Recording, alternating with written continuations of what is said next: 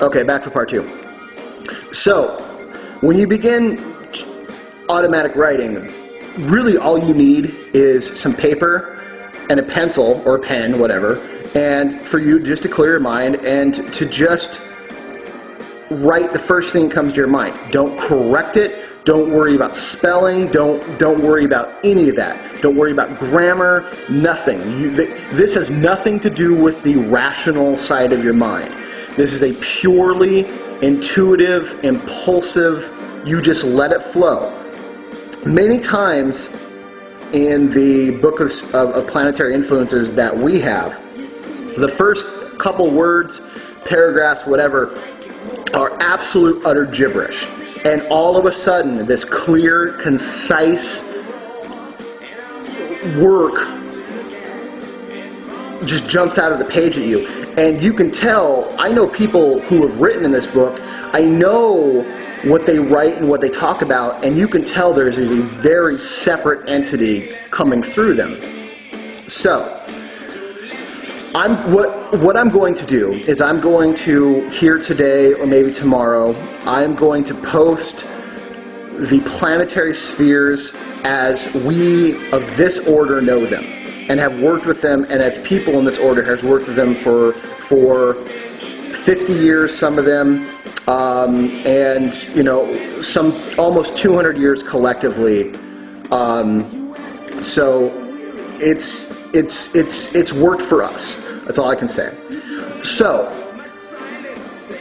I'm going to post what each planetary sphere is known for and why you would go to each or visit and channel from each planetary sphere depending on the purpose. I'm also going to tell you the correct vibrational correspondences to connect you with that particular sphere. I am going to, for sake of example and because we are looking to assume God forms, I'm going to direct all our attention right now at Tapareth, but on the blog I'm going to give for each and every one. So, if you are going to start your book of planetary influence, and we're starting at Tapareth, it doesn't matter where you start at, per se, in the book, but at least, basically when I say book, our book is a very special box with 14 different books within inside it. Each book belongs to a particular sphere or subsphere. Now there's 10 commonly known Sephiroth. We don't have a book for the hidden Sephiroth, which is located somewhere around here in what's called the Abyss. And that's a whole other work. But there are 4 in Malkuth. There's the Fire Kingdom, the Earth Kingdom, the Water Kingdom, and the Air Kingdom. That's why we have 14. I'm sorry, 13. My math is bad. We do have 14, but that's the other one, and I'm not going to talk about that one. So get a book that is just solely for Tapareth. You might want to buy a book that's kind of gold or yellowy, something with a sun symbol on it, something with a cross on it. That works too. That's all correct symbolism for this particular Sephiroth. The planetary symbol for this is the sun. Now, a sigil, something I mentioned in the video prior, a sigil is a geometric pattern that instantly links your subconscious to the subconscious of another or another place. Focusing on that geometric pattern or sigil and carrying that around with you creates strong vibrational correspondences so that beings, entities, intelligences, and energies of that particular planetary sphere or personal spirit surround you and are in constant contact with you. So, let's say that I am setting up to do some automatic writing for my solar book, within my book of planetary planetary influences. I find a place that I'm not going to be bothered, or if people are going to be around, they also have something of the planetary sphere of the sun in their mind so they can help direct that energy and bring that energy closer to me. Generally, I do this kind of work alone. I'll find a place, I'll draw a circle or trace a circle. Every single fucking pagan book has their own way of doing it. Find the way you want. Doesn't really matter.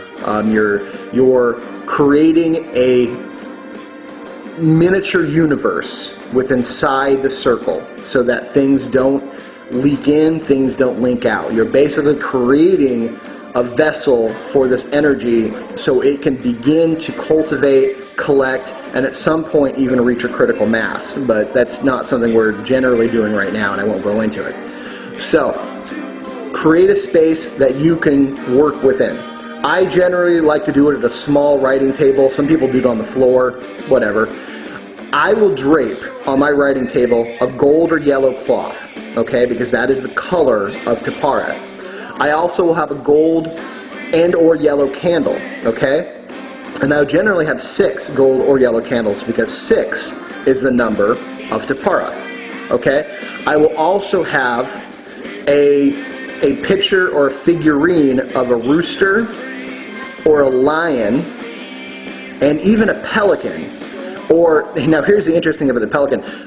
Google alchemical symbol pelican. What you'll find is a pelican that has pierced its own body with its beak, and it's feeding its children with its blood. That is a very old Christ symbol. So I'll have one of those 3 or maybe all of them. Okay?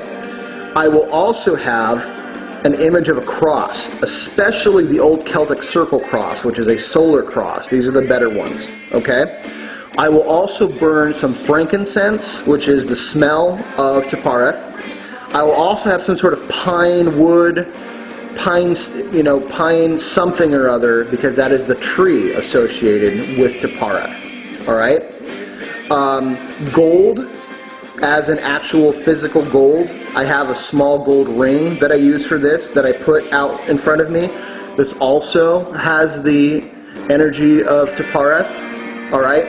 And I will get from the Rider-Waite tarot deck only. I do not use anything from the Aleister Crowley deck, and I think most of the tarot decks are garbage.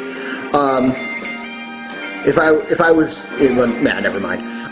So I'll get all the 6s out: the 6 of Wands, the 6 of Cups, the 6 of Discs, and the 6 of Swords. All of those contain the Tapareth energy in a different way, and influenced by different astrological occurrences. And I will get the Sun card. The Sun card is not necessarily related to Tapareth, but one of the paths that lead to Tapareth. But that's okay. It's a Sun card. And if I can, maybe a picture of the sun somewhere. Okay? And even better, I'll do it on a sun day, and I'll do it within one of the hours of the sun, which is charts and symbols and whatnot that you can find out by yourself. So I'll put all these things together. Now, my book itself is a goldeny yellow sun book, and I even go so far to use gold-colored ink when I write the channeled writings. Okay? In fact, our entire book of planetary spheres is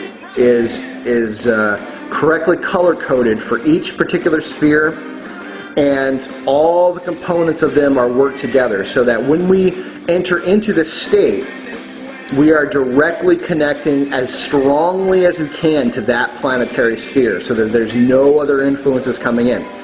At that point, I have particular entities that I've met within the sphere of Tapareth that I will call their names out to, and they will generally immediately come or bring in somebody else that I can work with because they're busy. Okay? The energy of Apollo, the energy of Sol are very strong. Now, people worry, well, what if I go to these places and they're mean to me? Okay, nothing is going to be mean to you at the true center, the true Tapareth, okay? It may encourage you to be a better person, and they may call you out on some stuff, but this is a place of pure healing, inspiration, and higher aspiration, a realm that is truly, truly awe-inspiring and is all about achieving a higher level and a higher purpose, getting people and humans to find out who and what they are supposed to be and do, and achieve their highest potential.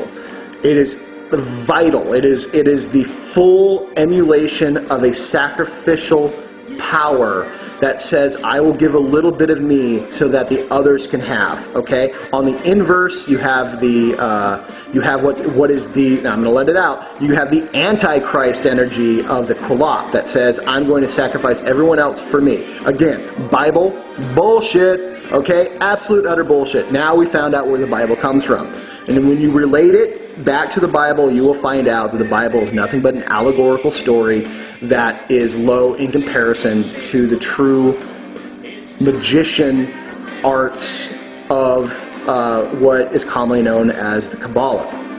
So, if you are ever in fear, though, for some reason, call out to Apollo or Sol and say, please, I am here in effort to learn.